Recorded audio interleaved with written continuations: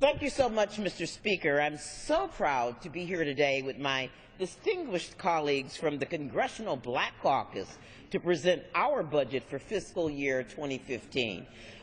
We've spent the last week, 2 weeks analyzing the House Republican budget, and you've heard here on this floor today the flaws in this budget, that it doesn't reflect the needs of our nation, that it achieves deficit reduction by imposing more austerity provisions at the expense of our most vulnerable populations.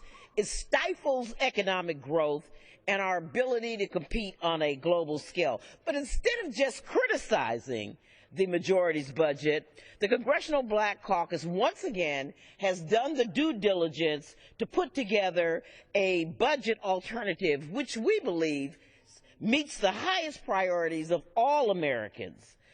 First of all, it reduces the deficit responsibly.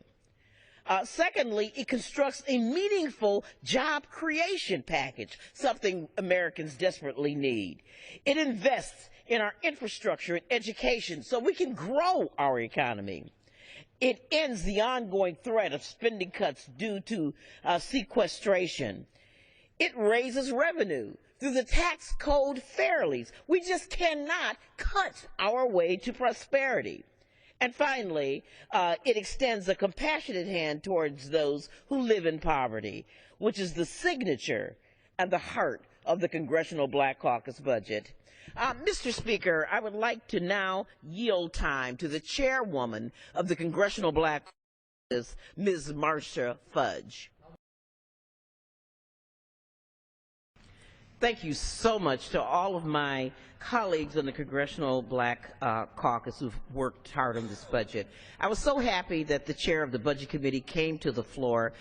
We obviously don't have time to continue this conversation on poverty, and I think that there's much to talk about, since we shouldn't blame poverty programs or blame the poor, but we need to look at inequality, the state of our economy, and an unfair tax code.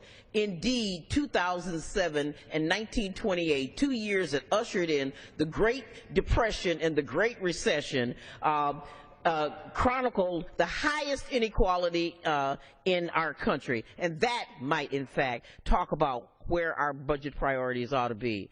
And so with that, I yield back and urge my colleagues to vote for the Congressional Black Caucus budget.